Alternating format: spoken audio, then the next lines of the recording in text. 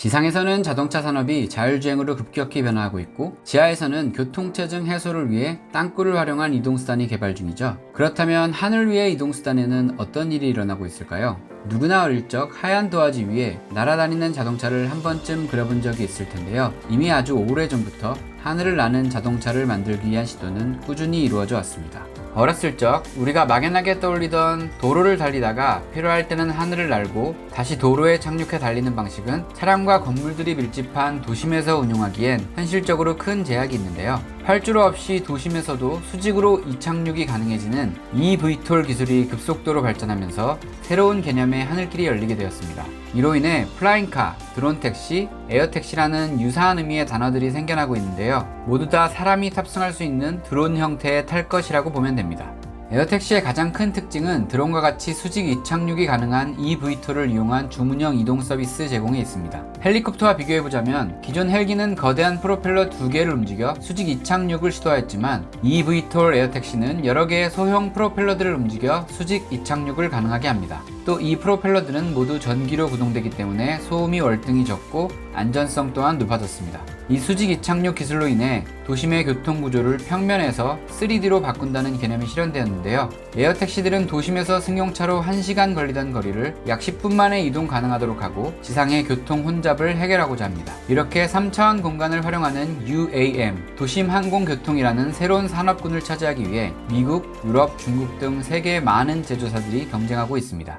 미국의 차량 호출 서비스 플랫폼 업체인 우버는 우버 에어라는 이름으로 에어택시 사업을 준비하고 있습니다. 물론 우버는 제조업체가 아니기 때문에 직접 플라잉카 제조를 하지는 않겠죠. 우버는 위탁 생산을 위해 보잉의 자회사인 오로라 플라이트 사이언스, 엠브라레르, 벨, 카렘 항공, 또 우리나라의 현대자동차 등 다양한 제조사들과 제휴를 맺은 상태입니다. 우버는 우선 헬리콥터를 제작하는 벨사와 협력해서 우버 엘리베이터라는 4인승 에어택시를 개발하고 있는데요. 우버 엘리베이터에는 4쌍의 프로펠러가 달렸고 최대 4인의 승객이 탈 수 있다고 합니다. 우버는 여행자가 앱을 통해 에어택시를 요청하면 가장 가까운 건물의 VTOL 착륙대에서 탑승이 가능하도록 하는 주문형 항공 서비스를 준비하고 있는데요. 공항에 도착한 여행객을 곧장 에어택시를 이용해 도심으로 이동시키는 비즈니스를 생각하고 있다고 합니다. 2023년까지 우버 에어 상용화를 목표로 하고 있고 상용화 이후에는 고급 택시인 우버 블랙 수준으로 가격을 낮추고 장기적으로는 일반 택시 수준까지 낮추겠다는 목표를 가지고 있다고 하네요. 또 서비스 초기에는 항공 조종사가 우버 에어를 몰겠지만 최종적으로는 무인 자율비행 택시로 운행하는 것이 목표라고 합니다.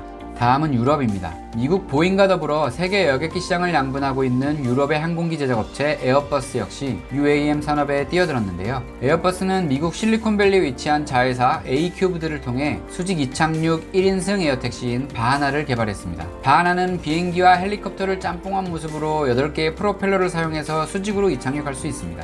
2018년 오리건주에서 첫 시험 비행에 성공했고 2024년 상용화를 목표로 바하나와 4인승 시티 에어버스 개발을 진행 중이라고 합니다. 에어버스는 2024년 프랑스 파리 올림픽 기간에 에어택시 서비스를 오픈할 계획이라고 하는데요. 올림픽 방문객들은 공항과 경기장을 오가는 셔틀의 역할을 하는 자율비행 택시를 만나게 될 수 있겠네요. 독일에서는 에어택시 시장을 두고 두 회사가 라이벌 관계로 치열하게 경쟁 중인데요. 바로 볼로콥터와 릴리움사입니다. 독일의 항공 스타트업 볼로콥터는 2인승 에어택시 볼로콥터 2X를 개발했습니다. 볼로콥터는 전통적인 헬리콥터와 가장 비슷한 모양새를 하고 있는데요. 18대의 프로펠러를 사용하여 비행하는 이 승객용 드론은 이미 두바이, 헬싱키, 독일, 라스베가스 등 여러 지역에서 시험 비행을 마친 상태입니다. 볼로콥터 2X는 최고 시속 110km 속도로 비행할 수 있고 항속거리는 약 35km라고 합니다. 또 최근에는 인텔이 새로 가담해 무인 운행 기술을 개발 중이라고 합니다. 볼로콥터는 현재 계획대로 추진된다면 2023년경부터 도심 에어택시 서비스를 제공할 수 있다고 하네요.